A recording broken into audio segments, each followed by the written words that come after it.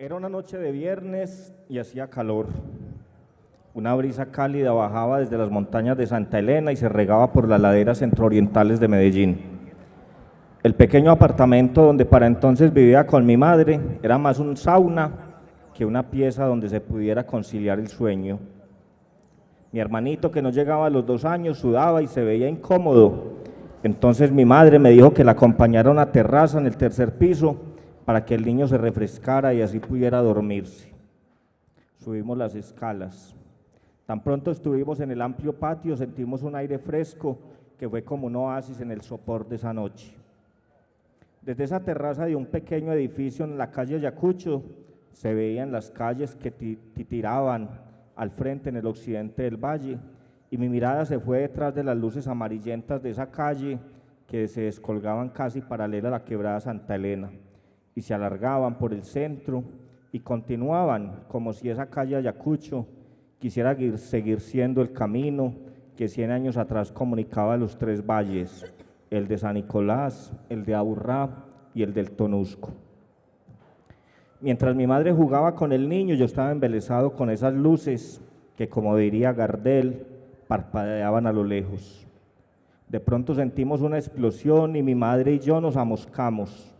Casi al instante vimos una luz que fue subiendo, subiendo, subiendo, e iluminando el edificio del Banco de la República y los otros 2 que se alargaban en medio de la oscuridad, el del Banco Popular, el del edificio Coltejer, y una veintena de cuadras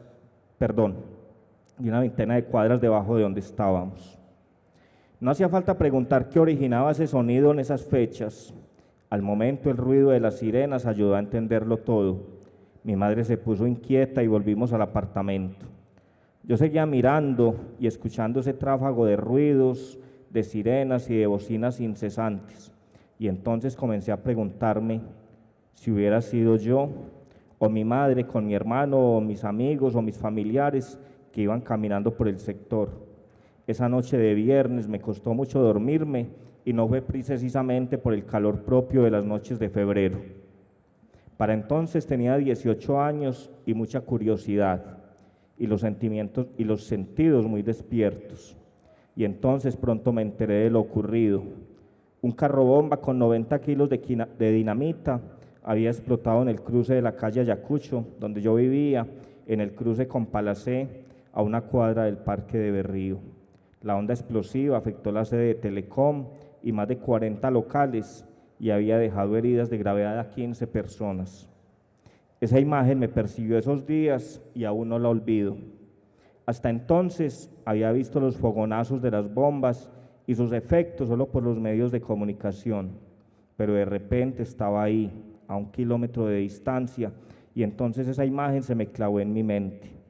Me metí entre el pellejo de esas 15 personas que no conocía, y mi mente enfebrecida seguía preguntándose si hubiera sido un familiar o un conocido quien fuera pasando por ahí y tuviera el infortunio de salir herido o muerte en aquella explosión. Ese momento habría de marcar un antes y un después en la mirada que tenía sobre Pablo Escobar. Hasta esa noche de viernes, a pesar de que yo ya no era tan niño, seguía creyendo un poco en ese Escobar, en su versión Robin Hoodesca que pintaron algunos medios y algunos periodistas, de un hombre que exportaba cocaína, pero que repartía casas y construía canchas en los barrios populares. Y dicen que si las experiencias involucran los sentidos causan más efectos, pero también dejan marcas en la memoria. Y esa noche del viernes 26 de febrero de 1993 sigue tan presente como la noche de anoche, o quizá aún más. Escobar es una marca en la memoria colectiva de esta ciudad y de esta sociedad, o quizás sea una cicatriz que no acaba de cerrarse. Desde hace un tiempo, un poco con la mirada de guardián de la memoria, en tanto historiador y periodista, he venido conversando y guardando alguna información sobre cómo los periodistas en Medellín vivieron y cubrieron los años del terrorismo, cómo dieron cuenta de esos hechos luctuosos, cómo cambiaron sus rutinas de vida, cómo era eso de estar en escenarios de una guerra que no tenía trincheras y no sabía de dónde venían las armas ni los proyectiles, cómo desahogarse después de tener que ver muertos calcinados cuerpos desmembrados, tanto dolor, tantas lágrimas de impotencia. Hoy, gracias a la Fundación Nuevo Periodismo Iberoamericano, tengo la posibilidad de seguir conversando sobre este tema aquí con 4 colegas. Ana Cristina Navarro, quien cubría para Europa las vicisitudes de aquella encrucijada. Carlos Mario, mi profesor, que no fue, pero que todos los días nos enseña con su humildad y vivió en carne propia, y no es un lugar común eso de carne propia, él la sintió en serio. Jorge Eusebio, un amigo que cree que el paraíso, su paraíso, es una cabina de radio. Isolda, colega rigurosa, pero también con la sonrisa dispuesta. Y bueno, entonces la pregunta para iniciar con mis amigos es: ¿en qué momento el nombre de Pablo Escobar aparece en las vidas de cada uno de ustedes? Doctora Ana Cristina, buenas tardes. Me la pusiste difícil. ¿En qué momento aparecen las vidas en mi vida? Yo diría que mucho antes de ese 1993. Aparece porque mi padre trabajaba en bienes raíces y no se me olvida que un día llegó a contar a la hora del almuerzo que se le había aparecido un tipo medio descalzo, medio sin nada, a decirle: usted está vendiendo un apartamento que vale 100 y yo le traigo una razón de que le damos 300. Y fue la primera vez que se le presentó. Después ese evento sucedió muchas veces y dijo: seguramente lo manda Pablo Escobar. Pero digamos que fue sí, a raíz de eso y a raíz de que yo creo que muchos en esta ciudad tenemos que admitir que Pablo Escobar permeó las familias, permeó la sociedad, pero no solo la sociedad de los niveles más bajos, no, la de los niveles más altos. En mi familia tuvimos 2 o 3 casos muy dramáticos, muy vergonzosos, de gente que terminó trabajando para Pablo Escobar. Entonces, para nosotros era doblemente difícil aceptar como esa omnipotencia de Pablo Escobar durante tantos años sobre esta ciudad. Bien, Jorge Eusebio, el hombre de Liconia. El hombre de Liconia, sí, mire, que además es muy curioso porque yo escuché por primera vez hablar de Pablo Escobar, a quien no conocí nunca personalmente, cuando estaba en mi pueblo, porque curiosamente haciendo lo que él hizo mucho tiempo en Medellín, ¿cierto? Que era inaugurar, por ejemplo, un barrio de viviendas que tiene el nombre de él, o inaugurando canchas, y a eso me voy a referir. Yo estaba en mi pueblo, en Liconia, muy joven, cuando comenzaron a hablar de la necesidad de hacer una cancha de fútbol para mi pueblo. Y efectivamente un día cualquiera dijeron: vamos a inaugurar una cancha de fútbol en un barrio de Liconia que se llama el barrio de Latillo, donde comienza precisamente el perímetro de la zona urbana de Liconia. Y yo fui a la inauguración de la cancha de fútbol y de pronto aterrizó un helicóptero en plena cancha, y quien había llegado a inaugurar la cancha era Gustavo Gaviria, que luego en ese proceso de búsqueda de Pablo Escobar, el bloque de búsqueda le dio muerte, y efectivamente ahí escuché hablar que Gustavo Gaviria era primo de Pablo Escobar, y por supuesto comencé a escuchar historias de Pablo Escobar Gaviria, y luego ya cuando llego al periodismo, ¿cierto? Ocurre en Medellín la explosión del primer carrobomba que hubo en Colombia, que fue en el edificio Mónaco. Y yo no había terminado en la Universidad de Periodismo y me habían llevado a hacer prácticas a un noticiero que aún existe, que yo creo que es de los radioperiódicos más viejos, si no el más que tiene Medellín, que es el radioperiódico Clarín, que fue muy famoso en la década de los 70. Y estando ahí ocurre esa explosión. Fernando Vera, que aún sigue siendo el director, estamos hablando de los años 90, de los años finales de la década del 80. Me dijo que no fuera yo a cubrir era alcalde de Medellín, William Jaramillo Gómez, ¿no? Que no fuera a cubrir, entonces, bueno, por pura coincidencia no me tocó cubrir ese primer carro bomba, pero ya estaba haciendo periodismo en el radioperiódico Clarín como practicante, y bueno, ya luego en RCN, donde pues hice toda mi carrera como periodista prácticamente, pues me tocó vivir una experiencia muy difícil, muy compleja. Ahorita vamos a hablar de esa, no te me adelante, no me vas a chiviar, listo. Bueno, Carlos Mario Correa, periodista que estuvo acá en El Espectador en los años 80, 90. Carlos Mario, ¿en qué momento escucha usted por vez primera hablar de Pablo Escobar? Bueno, buenas tardes. En 1981, en el primer semestre, yo estudiaba también primer semestre de universidad, en la Universidad de Antioquia, y vi a Pablo Escobar en 2 episodios en Caldas, Antioquia, en el sur del Valle de Aburrá. Uno, haciendo el saque del partido Selección Caldas, Reservas del Independiente Santa Fe, haciendo el saque. Ahí lo vimos y lo vio toda la población y lo vi yo, que soy de la población y era joven. Y luego, 2 o 3 meses después, en la Plaza de Caldas, en una tarima, presentando al cantante Rafael, que pues Escobar lo trajo y lo presentó en la tarima. Ahí también Pablo Escobar hizo el saque de honor, por decirlo de alguna manera. Rafael, el cantante español. Sí, claro, y su éxito era El corazón en carne viva, me acuerdo mucho.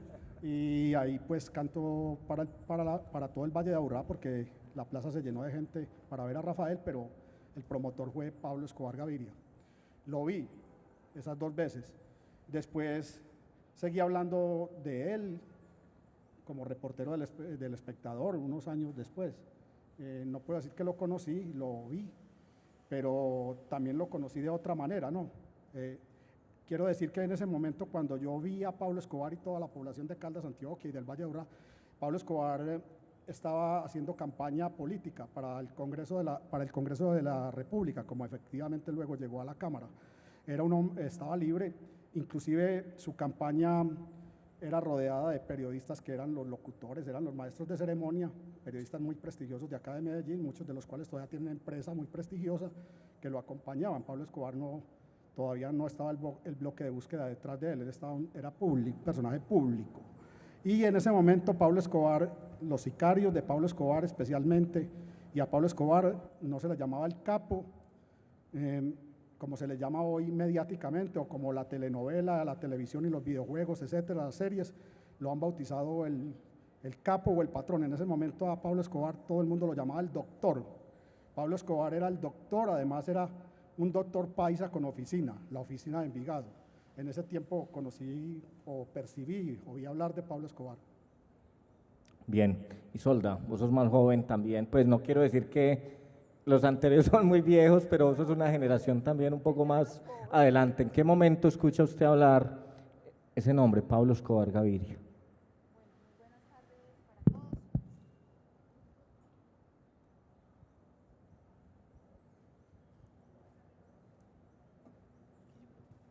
Hola, ahora sí. Buenas tardes para todos.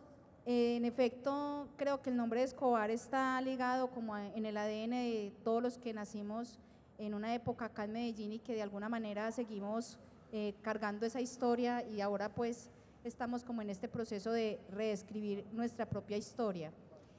Yo conozco el nombre de Escobar justo en el colegio, en la época del colegio. Mi colegio estaba ubicado en la zona centro-oriental de Medellín, donde se construía el barrio paralelo, pues en la zona donde se construyó el barrio de Escobar. Que lleva su nombre, Pablo Escobar. Pero en ese entonces creo que se llamó Medellín sin tugurios también en algún momento. Y resulta que mis compañeros, claro, estábamos todos muy jóvenes y esa era la época en que los muchachos estaban en el furor de las motos, entonces el nombre, uno sentía que algo extraño estaba sucediendo, uno no entendía muy bien, a lo mejor estando en el colegio, qué era lo que había detrás de este hombre, que tenía un cierto magnetismo para atraer hacia él los muchachos. y entonces mis compañeros eran viajeros de esas motos, eran los que armaban los parches y uno decía, bueno, aquí está pasando algo raro. Y una compañera, precisamente ahora que mencionan el nombre de Gustavo Gaviria, salía con Gustavo Gaviria y yo no podía entender que ella tan adolescente saliera con un hombre mayor. Y fue de verdad muy traumático la relación que ella sostuvo con este hombre, pues porque después eso se deriva en temas de testaferrato y ella termina muy involucrada, pero bueno, esa es otra historia. Pero digamos que en la época del colegio, en esa época de los 85, 86, más o menos, estaba en ese auge el nombre de él, obviamente desde la legalidad, pero uno sentía que ahí había una fuerza oscura que estaba moviendo unos intereses muy extraños en la ciudad, que yo en ese momento no los comprendía, pero que obviamente después en el rol en la universidad y luego como periodista, pues obviamente, digamos, lo entiendo, dimensiona uno lo que estaba viviendo en esa época la juventud de Medellín.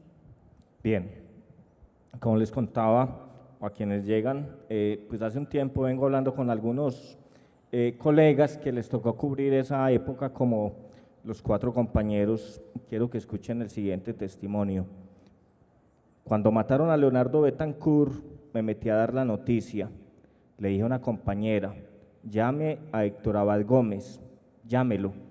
Yo sabía que tenía que improvisar en la cabina y que si él llamaba me ayudaría porque me costaba de su amistad entrañable con el doctor Leonardo. Cuando estaba al aire, mencioné que más adelante tendríamos reacciones de Héctor Abad Gómez, que hablaría sobre su amigo y discípulo, cuando me interrumpieron por el intercomunicador que había más muertos ese día. Me quité el audífono cuando un compañero entró a la cabina y me habló al oído. Hermano, no podemos llamar al doctor Héctor Abad porque el otro muerto es él. Yo me quedé mudo, tenaz, se me borró todo, no supe qué decir, se hizo un bache en la transmisión. Los años 80 fueron unos en que murieron personas muy valiosas y dar noticias fue muy difícil. Y si bien la vida de cualquier persona es valiosa, pues contarle al país sobre la muerte de un hombre tan carismático como Antonio Roldán Betancourt fue difícil, o la de Valdemar Franklin Quintero, un general probo, comprometido, o la de Carlos Mauro Hoyos, procurador general de la Nación. Pero quizá la muerte de un compañero del oficio fue muy difícil. Varios de los colegas con quienes he conversado hablan de la muerte de Miriam Naya, periodista de Caracol Radio, como uno de los momentos más tristes. Quiero preguntarles a ustedes cuál fue la noticia más triste que tuvieron que dar por esos días. Doctora Ana Cristina, valga decir que la doctora Ana Cristina cubría para Televisión Española el tema del narcotráfico acá en Medellín. Sí, yo querría explicar eso porque antes de contestar a tu pregunta, yo vivía en España prácticamente, pero venía con muchísima frecuencia. Y yo recuerdo cuando empezó la década de los 80, que cada año el nombre de Pablo Escobar adquiría dimensiones distintas. Y empezó por ser un aventurero, un tipo que se atrevió a llegar al Congreso, un tipo que desafió a la sociedad.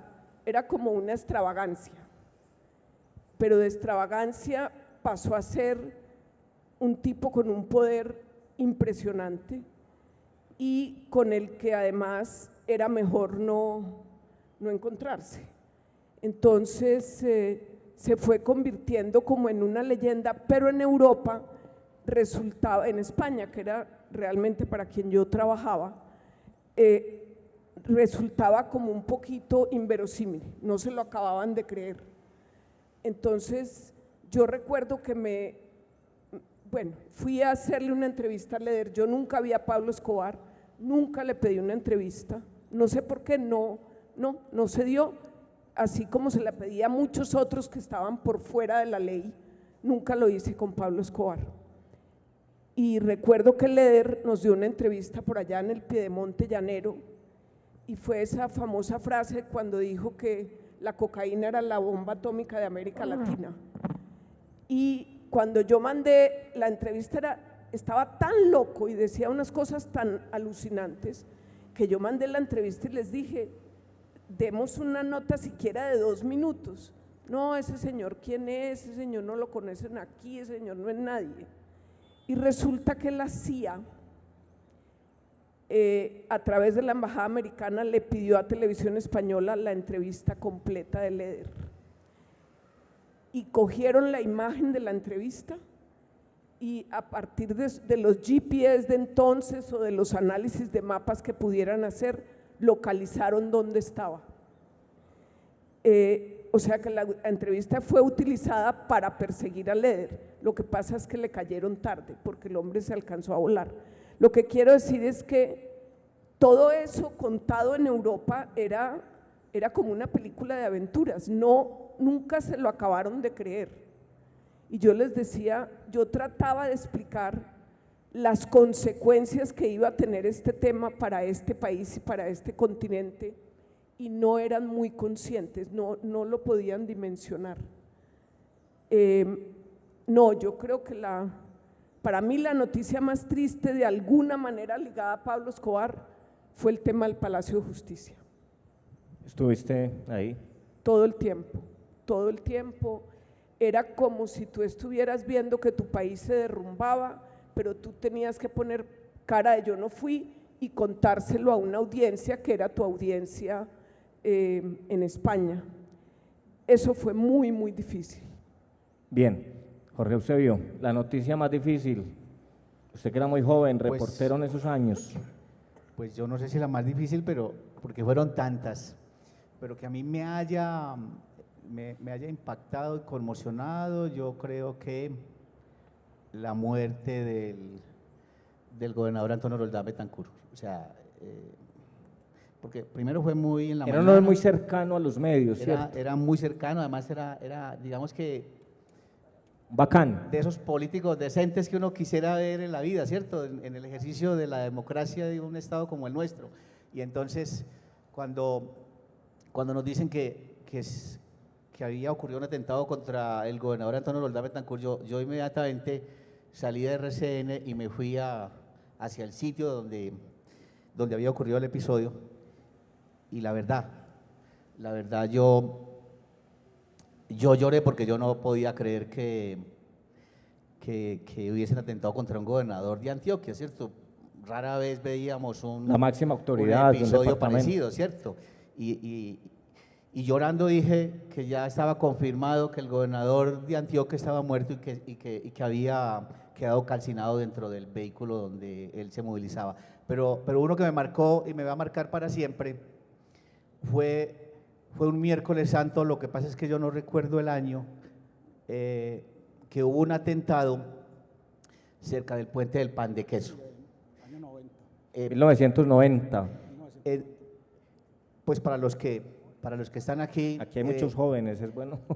a Pablo Escobar, para buscar a Pablo Escobar crearon un bloque de búsqueda que se llamaba así, bloque de búsqueda, pero antes del bloque de búsqueda existía una fuerza de policía que se llamaba la policía élite, ¿no? Fuerza élite. Fuerza élite de la policía. Entonces, un miércoles santo al mediodía ocurrió una explosión sobre la autopista sur y RCN estaba ubicado donde estaba hoy EPM.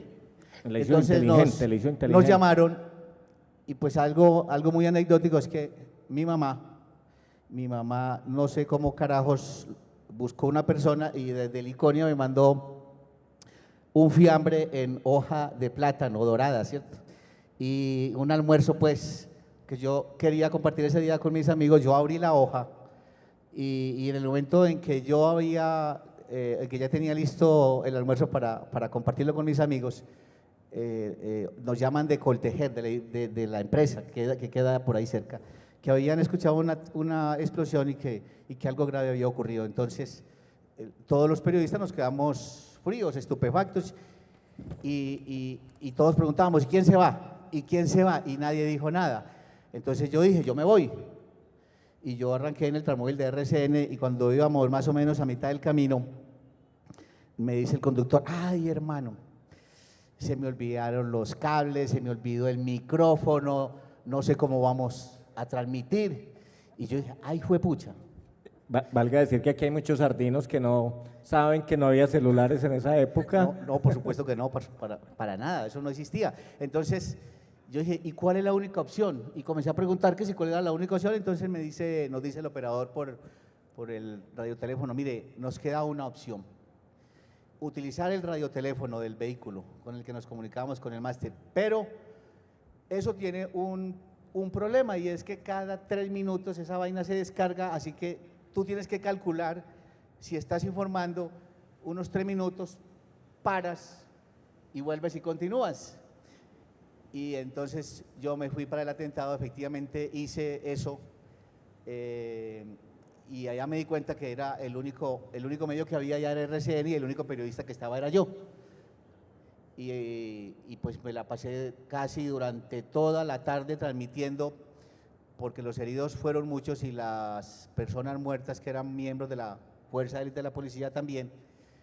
Y entonces, claro, pues digamos que RCN ese día fue prácticamente el único medio que transmitió el episodio desde allá y pues a mí nunca se me va a olvidar por todas esas situaciones tan particulares que se dieron y en medio del ajetreo, de la improvisación, del lío técnico. Yo recuerdo que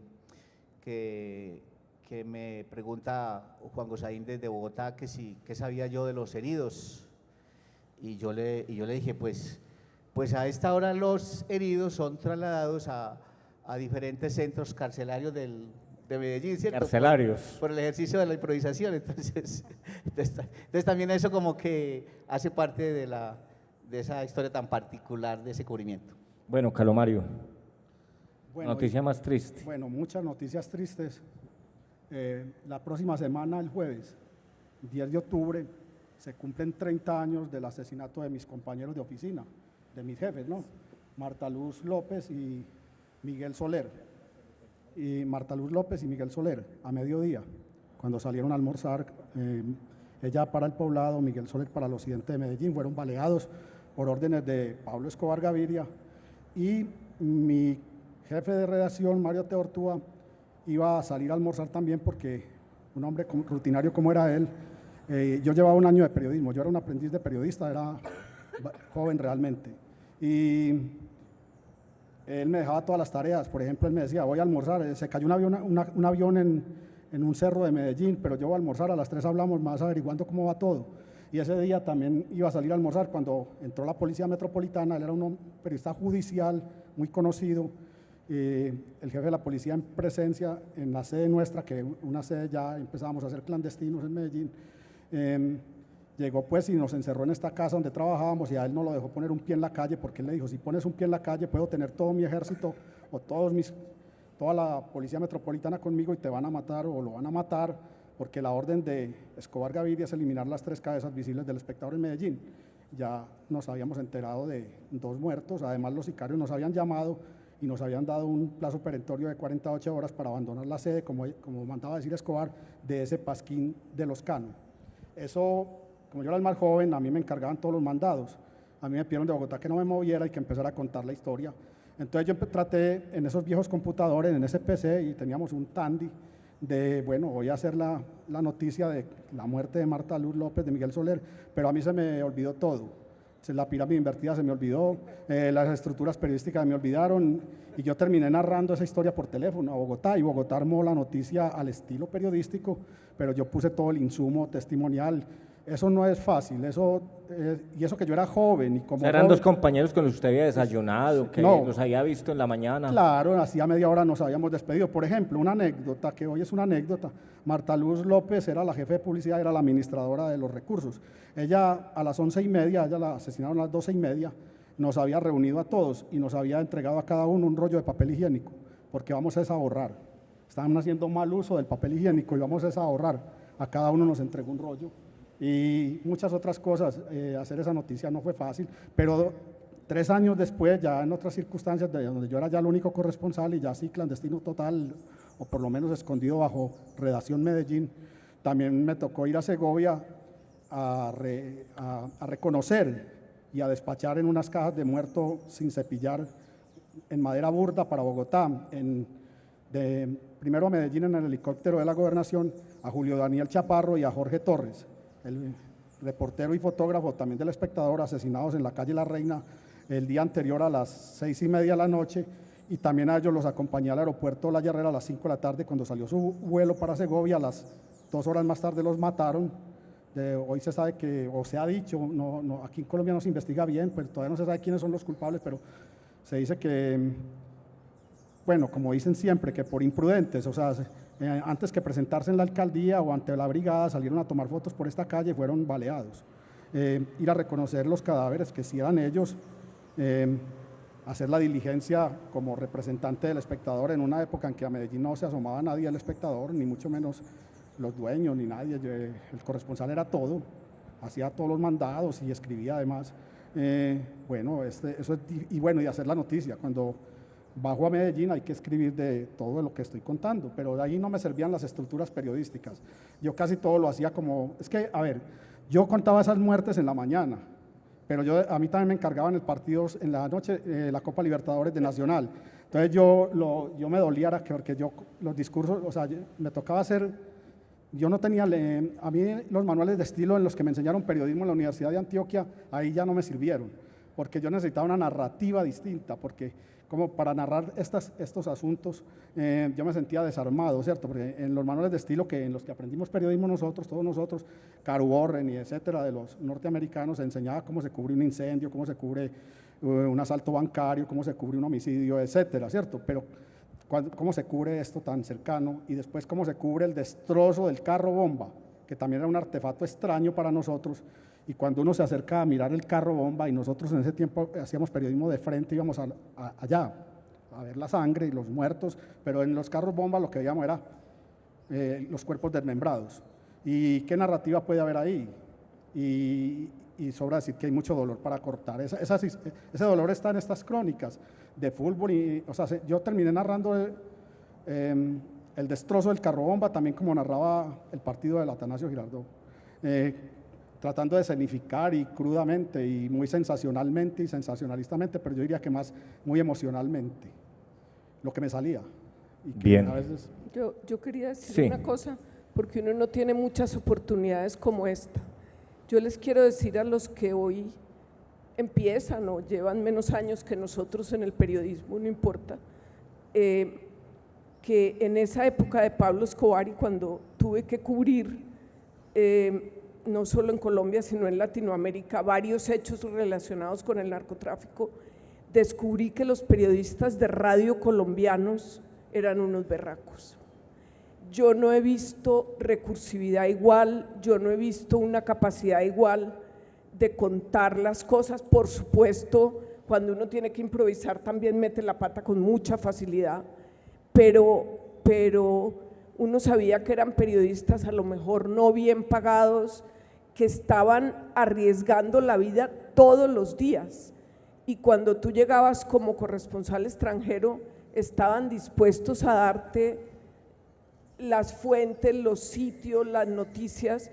El periodismo de radio de este país es una cosa que yo creo que todavía no está acabada de contar, es impresionante. Bien. Isolda, pues usted viene detrásito de ellos, pero bueno, la sombra de Escobar muere en el 93, pero la sombra de él continúa. Usted llega después a las salas de redacción. ¿Cuál fue la noticia relacionada con este tema más difícil de cubrir en el colombiano?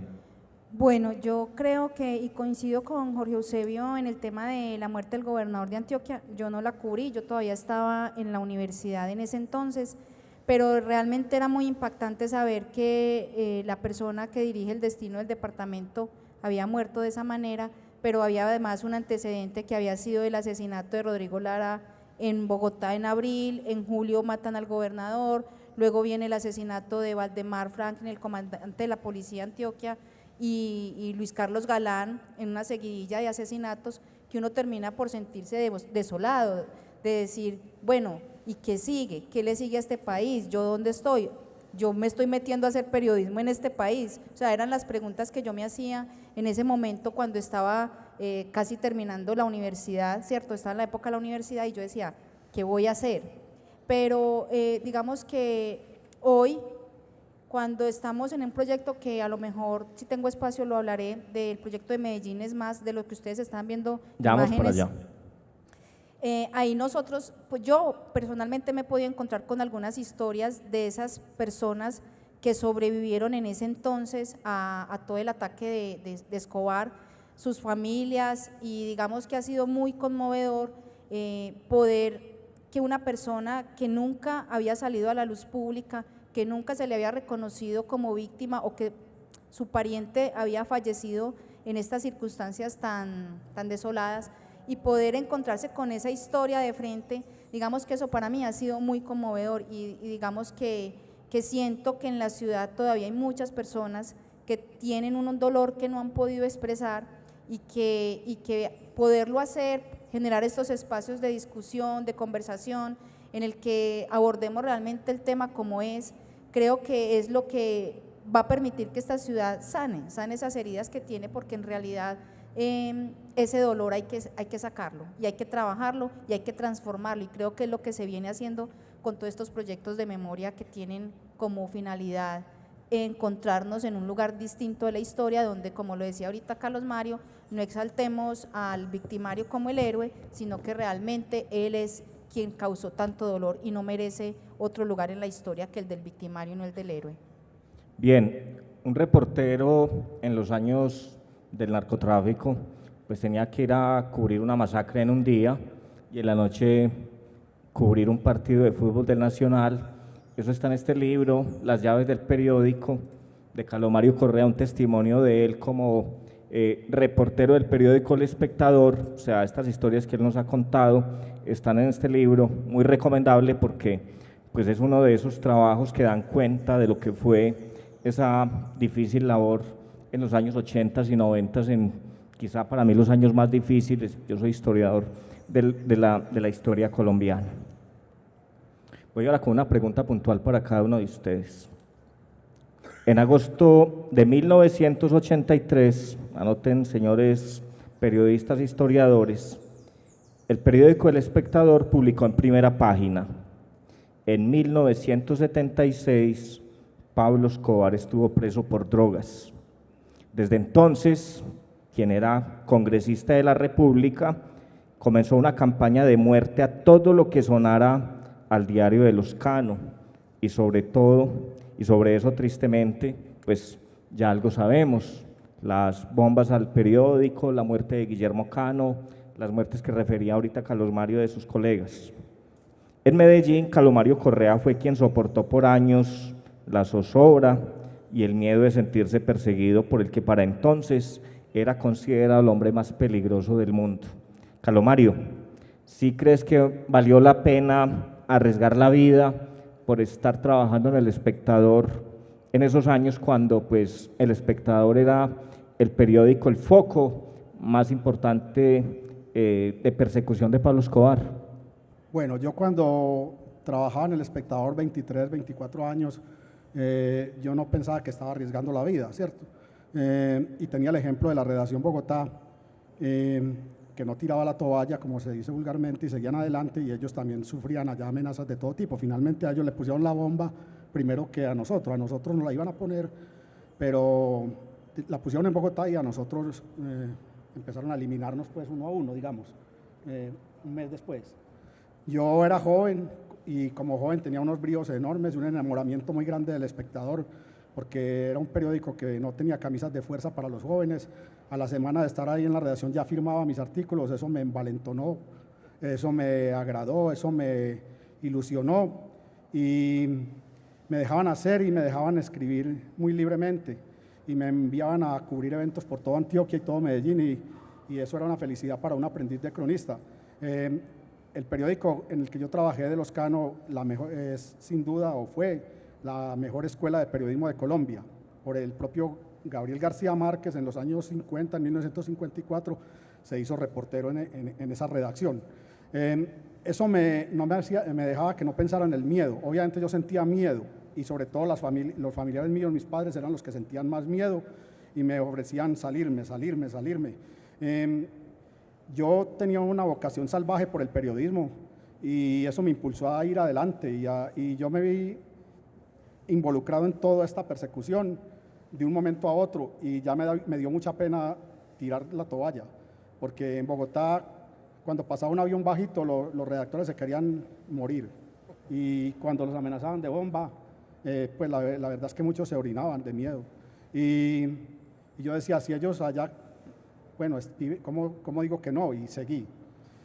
Finalmente yo trascendentalicé mi situación después, años después, y creo que si eso me pasara hoy no lo hubiera aceptado ni lo hubiera asumido. Yo era joven, en circunstancias muy particulares. También quiero decir que yo fui en El Espectador, bueno, 13 años que trabajé en El Espectador desde finales del 88 hasta el 2001, cuando ya se cierra la oficina de Medellín, pero ya no por el narcotráfico, sino porque el nuevo dueño dice que no es viable económicamente, sostenible. Lo mismo que las otras 21 oficinas de Colombia. Había oficinas en todas las capitales de Colombia, hasta en San Andrés Islas, en Pasto, etcétera. Yo empecé a trascendentalizar lo que había hecho, pero siempre fui un periodista de salario mínimo, asalariado y cargaladrillos. Nunca gané nada más o algo más por lo que hice, ¿cierto? Además, a mí también me sacaron porque no había trabajo para mí, yo salí con todos los demás, ¿cierto? En el 2001. Por eso yo escribí Las llaves del periódico, porque yo creo que a la historia del periodismo colombiano, como a las historias de pronto de los periodismos de otras naciones, o por lo menos latinoamericanas, les hace mucha falta el capítulo de los reporteros, sobre todo de los reporteros de a pie, de los cargaladrillos, de los mandaderos, de los reporteros asalariados. La historia del periodismo colombiano ha sido contada por los dueños de los medios, por los directores y por los políticos vinculados con los dueños y los directores. Y falta que los reporteros rasos contemos también la historia de cómo sobrevivimos al terror de Escobar, por ejemplo, y a otros terrores. Toda la generación de periodistas con la que yo salía a las calles en el 90, casi todos de la Universidad de Antioquia y de la Pontificia Bolivariana, a todos nos tocaron estos episodios de una o de otra manera. Claro que ser del Espectador era también un poco más distinto, era particularmente diferente. Pero yo dije, en Bogotá, este libro que sea la oportunidad para que se abran puertas y ventanas, se llama Las llaves del periódico, porque claro, yo cerré 4 oficinas y abrí otras 4, huyéndole a Popeye y al Chopo y a todos los sicarios de Escobar que siempre dieron conmigo, finalmente. Me sitiaron con coronas de muerto, con sufragios y con llamadas por el teléfono. En la noche, a medianoche me ponían la canción de Michael Jackson, Thriller, y alias el poeta, un hombre que todavía vive, era el amenazador profesional de Escobar, y cuando uno decía, le habla el poeta, voy de parte del doctor, él me amenazó o nos amenazó, inclusive en Trova Paisa, etcétera. Entonces yo dije, escriban, sí, en Trovas Paisas y en verso, en el libro está, y mi compañera también, María Cristina Arango de Tobón, que era Telberto García, pero ellos eran más externos, pero yo, como era la época antes de Internet, que parece que hace tanto tiempo que hay Internet, pero no, es que en la época de los 90 todavía no había Internet, o el desarrollo de ahora, y éramos sujetos a un teléfono fijo. A todos nos sitiaron de esa manera, y al que estaba en la oficina pues como único guardián, porque la vida me llevó azarosamente a ese sitio, digamos, o mis ímpetus de periodista me pusieron ahí, el azar de la vida. Recibí todo lo demás, fui como el parapeto de todo esto. Yo decidí escribir este libro, pues, y digo que porque yo no quiero ser parte como de ese silencio cómplice. Y yo creo que esto es todo un género, o sea, contar cómo se hace el periodismo y cómo se investigan las historias periodísticas es también una posibilidad de hacer periodismo. Todos los periodistas deberían contar cómo hacen periodismo, cómo han hecho periodismo en todos los medios y en circunstancias adversas y particularmente peligrosas como de las que estamos haciendo referencia. En Europa y en Estados Unidos es todo un género. El caso Watergate es un buen ejemplo, los hombres del presidente, pero aquí nos da pena, nos da mucho pudor, nos da miedo contar cómo hemos sobrevivido. Entonces es particularmente mi idea. Bien. Hace algún tiempo me tocó ir a una reportera, doctora Ana Cristina, de un noticiero de televisión nacional aquí en Medellín, que trataba de venderle, los colegas que estamos acá sabemos qué es eso, de venderle a su jefe en Bogotá 3 temas interesantes que podrían ser noticia de ese día, desde acá de Medellín, y yo por el altavoz escuché, porque la periodista tenía pues el teléfono en altavoz, y yo escuché la jefe de reportería de este canal en Bogotá de televisión que le decía, eso no es noticia. Y eso pues lo han escuchado sus colegas, también me ha tocado un poco. Bien, doctora Ana Cristina, usted estuvo cubriendo el narcotráfico, esta época tan difícil acá en Medellín, en los años 80, 90, para televisión española. ¿Qué era noticia para la televisión española desde acá de Medellín? Era terrible tratar de meter una nota en un noticiero nacional de España.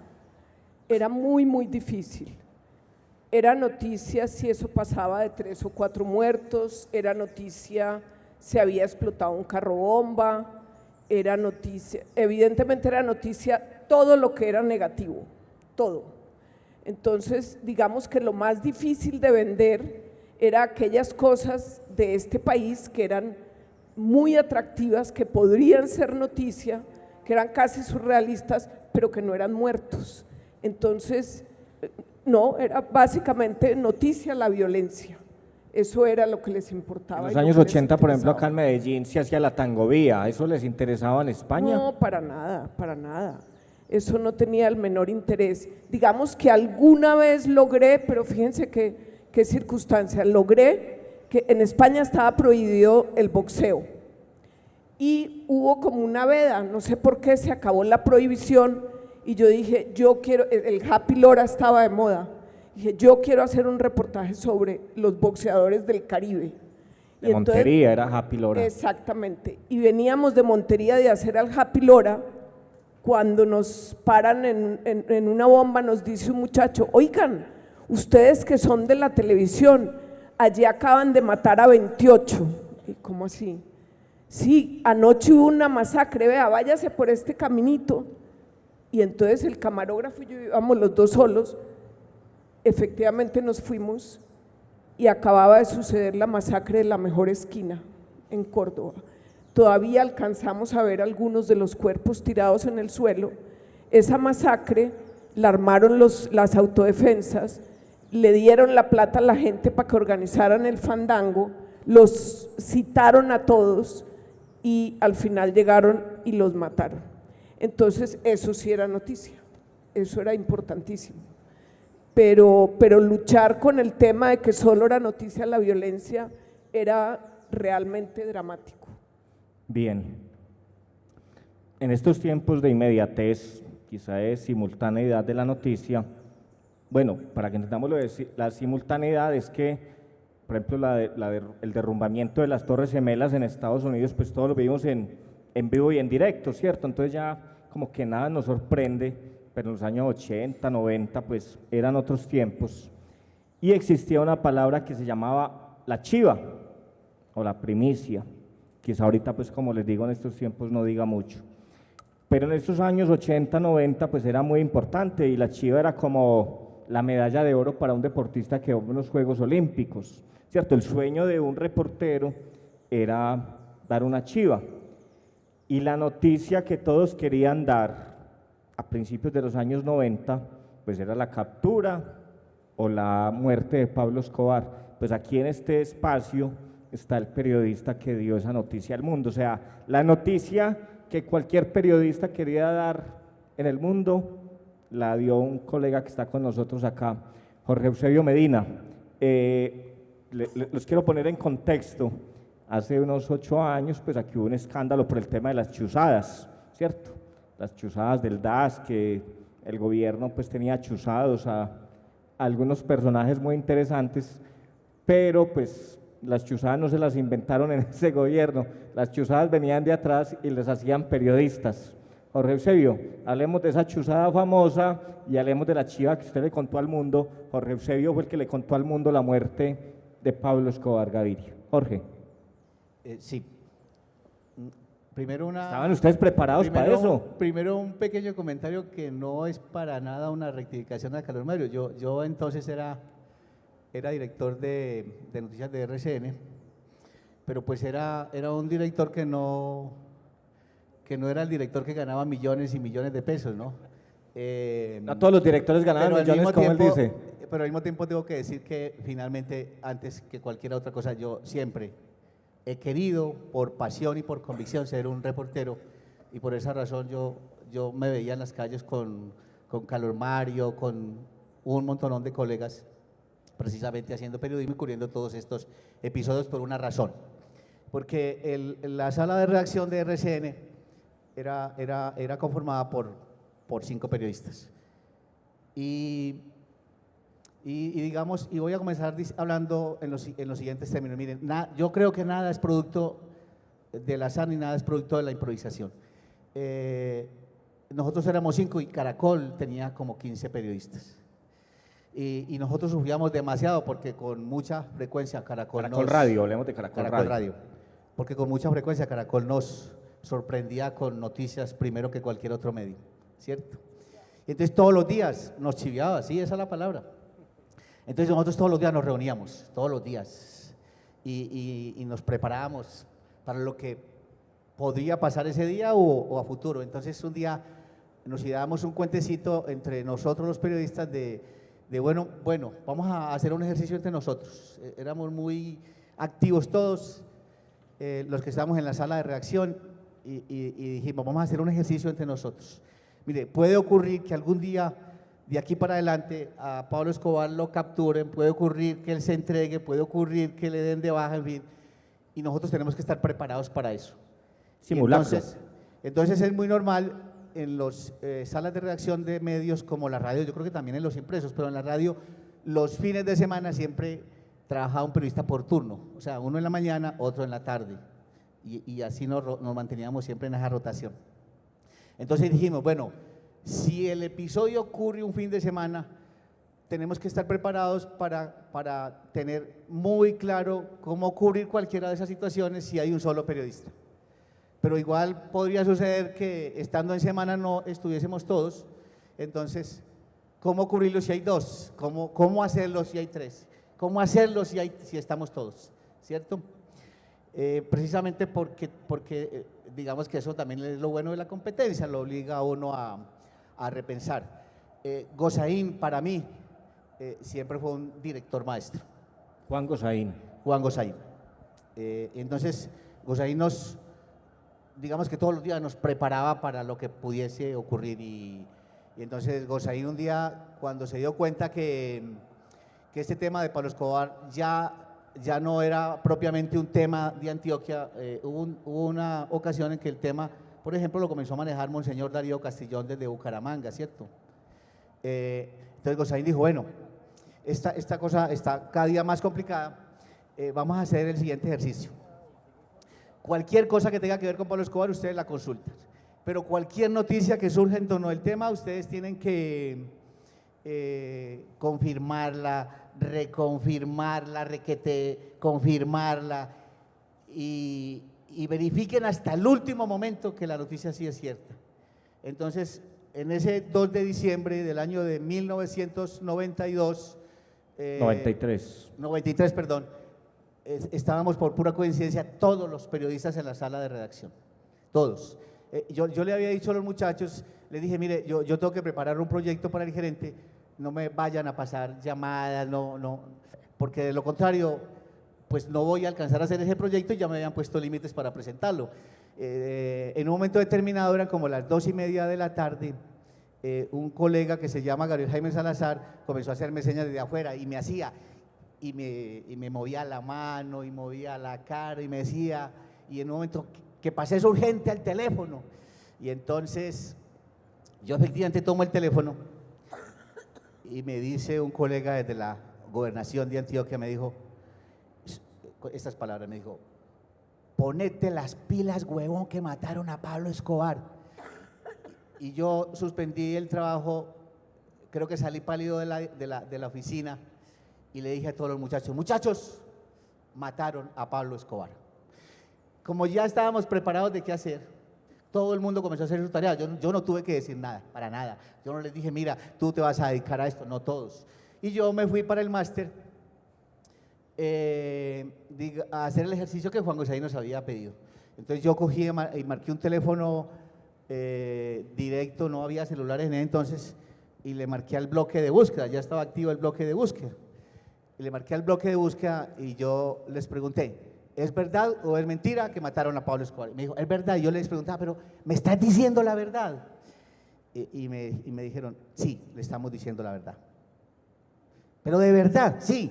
Entonces, cuando yo ya tenía la certeza de que Pablo Escobar estaba muerto, eran más o menos las 2:40 de la tarde. Entonces yo comencé a buscar a Juan Gosaín, que era el director, a él le tenía que reportar, y yo no encontré a Juan Gosaín, no lo pude encontrar. Entonces dije, bueno, entonces ya no me queda la opción sino de llamar al subdirector, que era Francisco Tulandi, y comencé a marcarle a Francisco Tulandi. Y al mismo tiempo sufriendo que Caracol no nos fuera a sorprender, es verdad, pues ¿para qué lo voy a negar? Y tampoco pude encontrar a Francisco Tulandi. Entonces vino luego y ya no me queda sino una tercera opción, que es el jefe de redacción, y tampoco lo pude encontrar. Entonces yo digo, ¿yo qué hago? Y usted con esa bomba, ¿quién me Entonces yo dije, voy a hacer lo que yo de verdad no quería hacer, que era llamar al coordinador de esa tarde, que creo que todavía vive, que se llama Eduardo Lozano. Y le di la noticia a Eduardo Lozano. Y me dijo, algo están diciendo en Bogotá, pero es verdad. Y yo le dije, pues claro que es verdad. Entonces me dijo, entonces vete a cabina. Y yo entré a cabina y él contó la historia y yo dije lo que a mí me habían dicho, que Pablo Escobar había sido muerto y que eso había ocurrido en el centro comercial Obelisco. Cuando yo dije que la muerte de Pablo Escobar había sido en el centro comercial Obelisco, volvió a llamarme la misma fuente y me dijo, corregí, huevón, que no fue en el Obelisco, fue unos metros más arribita.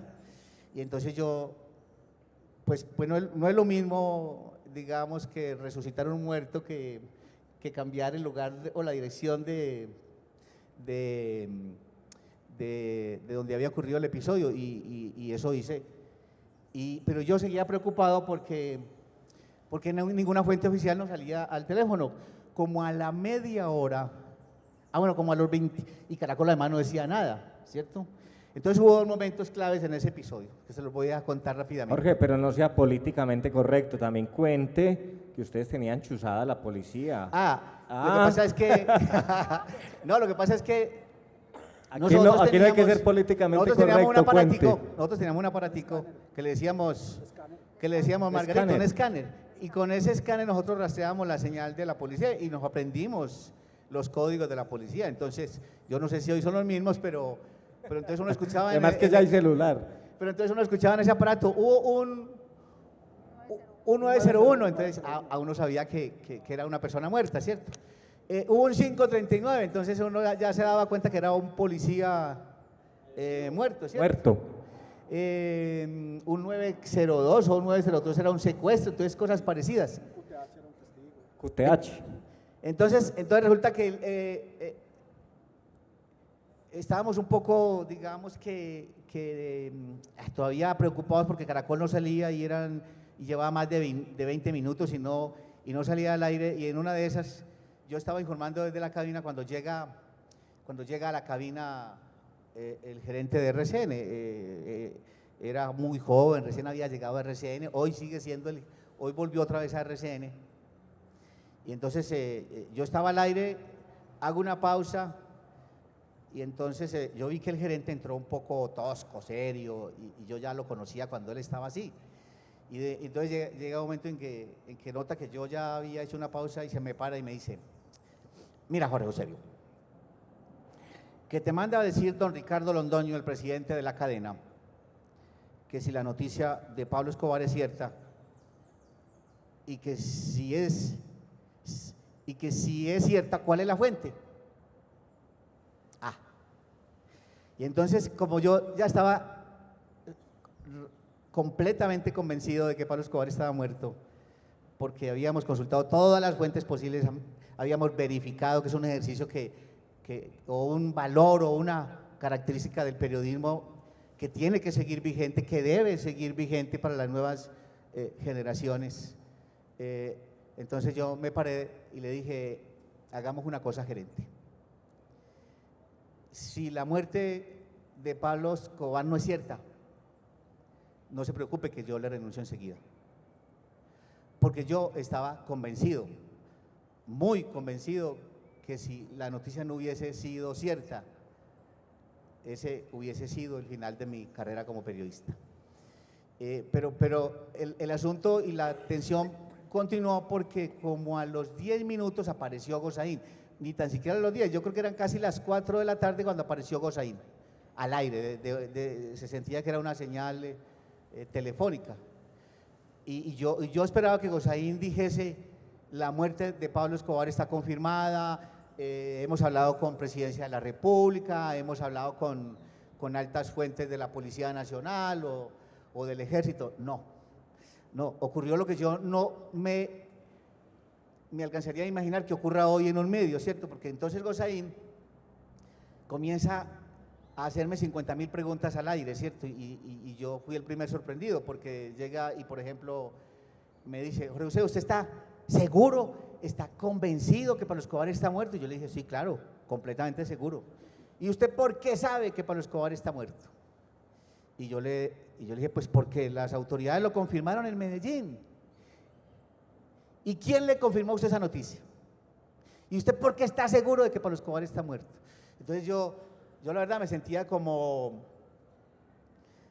¿qué? Como que no podía ser que un director de noticias me asumiera esa actitud frente a un director regional, a sabiendas de que Gozaín es uno, digamos que es un prohombre del periodismo. Es un mito casi. Digamos, sí. Entonces yo dije: no, pero yo estaba convencido que Pablo Escobar estaba muerto. Yo me quedé con esa incertidumbre de saber por qué Juan Gozaín quería o me replicó tanto, y efectivamente yo hace como año y medio me reuní con él en Cartagena, estuvimos hablando como 2 horas y una de las cosas que le pregunté, o varias cosas le pregunté, una: ¿usted dónde estaba cuando murió Pablo Escobar? Y me dijo: pues estaba en la casa descansando, y la verdad yo nunca me di cuenta de la noticia. Y 2, pues le pregunté que por qué me había hecho ese interrogatorio, y me dijo: porque yo estaba muy preocupado de verdad, porque nadie en Bogotá nos confirmaba la noticia de la muerte de Pablo Escobar, y la única forma de yo tener la claridad era que usted me lo dijera y que me explicara cómo había contado o conocido la noticia, ¿cierto? Y Jorge, pero contemos que ustedes tenían chuzados a la policía. pero digamos que ese aparato brevemente. no, pero digamos que ese aparato Una fuente para ustedes saber que si era cierto. digamos que ese aparato no fue el referente para nosotros saber que Pablo Escobar estaba muerto, porque ese día ocurrió algo muy inesperado que no es normal que ocurra, ¿cierto? Ese día estaba de gobernador, si mal no estoy, Juan el Gómez doctor Juan Martínez. Gómez, sí. Juan Gómez. Sí, así es. Entonces ese día, mire, llegó el Procurador General de la Nación, llegó el Fiscal General de la Nación, llegó el Director Nacional de la Policía, llegó el Comandante de las Fuerzas Militares, y ni en la gobernación sabían para qué habían llegado ellos, ¿cierto? Entonces esa Excepto situación, tu fuente.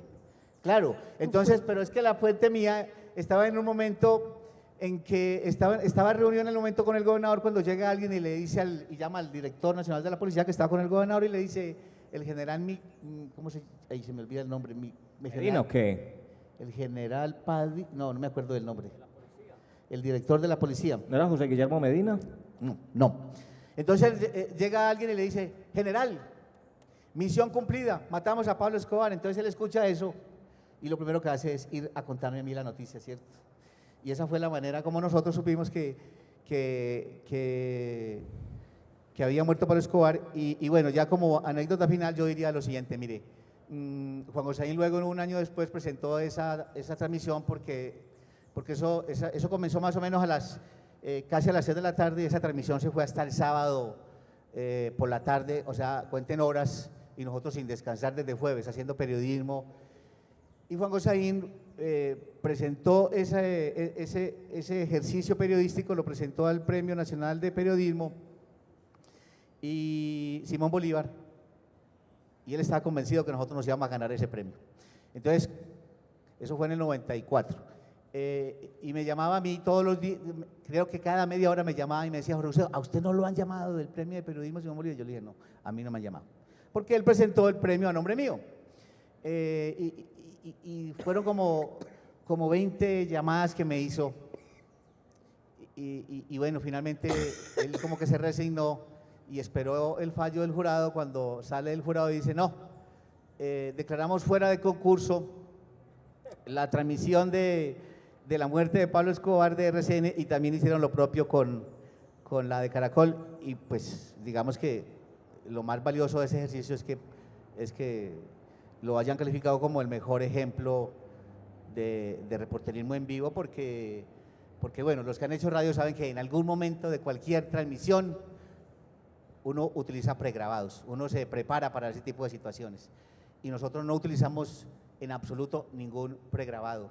La transmisión se fue derecha, con los periodistas que teníamos, que los ubicamos en lugares estratégicos. Logramos montar un remoto desde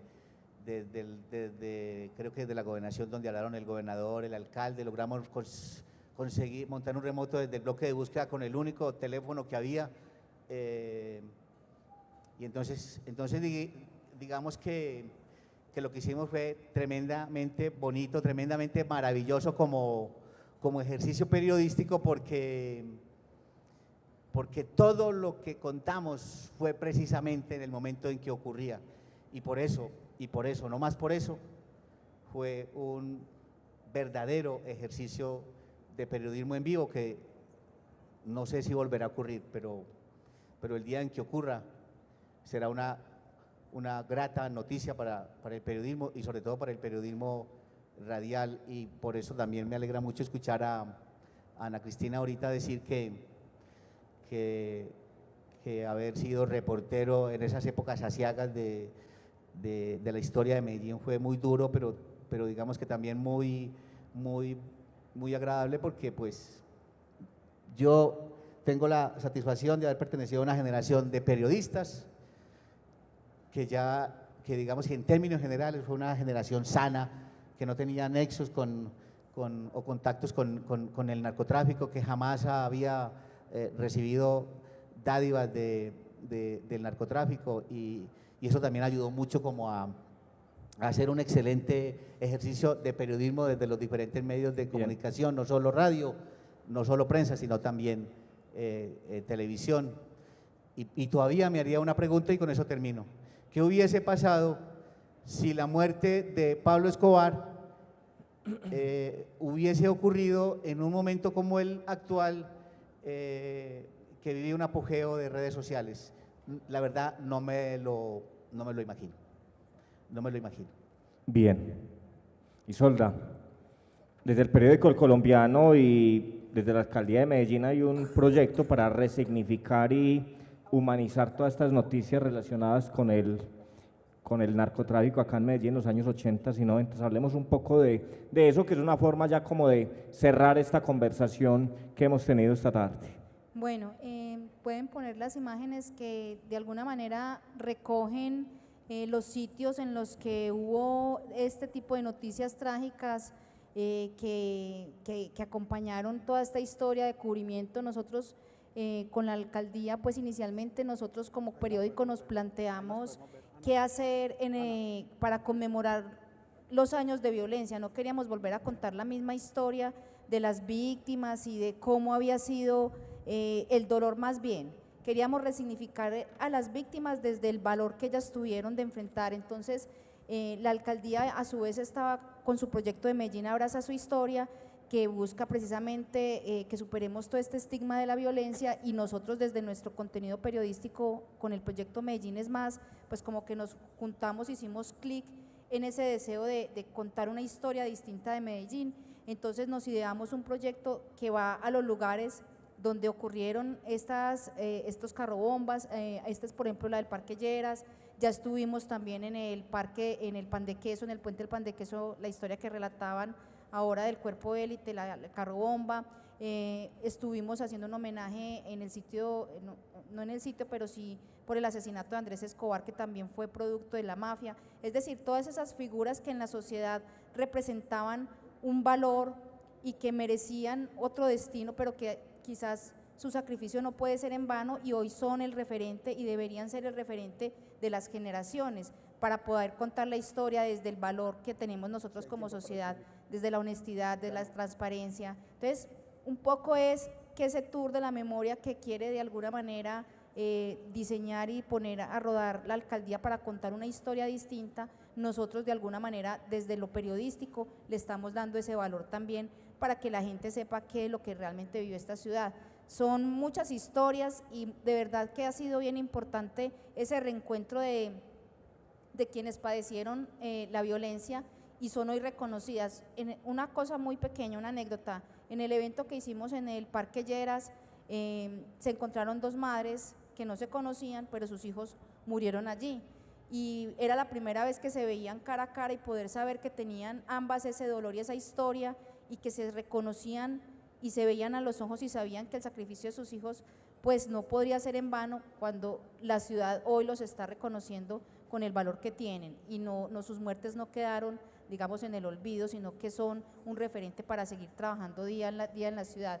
Entonces, este ejercicio pretende recoger como todo un año de historias, hemos hecho ya 12 publicaciones, tenemos pendientes otras 7 antes de finalizar este año y es simplemente entregar y documentar la historia de la ciudad y de lo que fue la lucha, la guerra de Pablo Escobar contra la institucionalidad, pero desde el valor de la gente que construye y vive esta ciudad y sueña y la transforma. Bien, hoy como hace 26 años, era una noche de viernes y hacía calor. Una brisa cálida bajaba desde las montañas de Santa Elena y se regaba por las laderas centroorientales de Medellín. El pequeño apartamento donde para entonces vivía con mi madre era más sauna que una pieza donde se pudiera conciliar el sueño. Mi hermanito, que no llegaba a los 2 años sudaba y se veía incómodo. Entonces mi madre me dijo que la acompañara a una terraza en el 3er piso para que el niño se refrescara y así pudiera dormirse. Subimos las escalas. Tan pronto estuvimos en un amplio patio, sentimos un aire fresco que fue como un oasis en el sopor de esa noche. Todos tenemos un recuerdo relacionado con el narcotráfico, con el periodismo acá en la ciudad de Medellín. Muchas gracias a mis colegas por haber estado esta tarde y gracias a la Fundación por invitarnos a compartir esos recuerdos de esos momentos.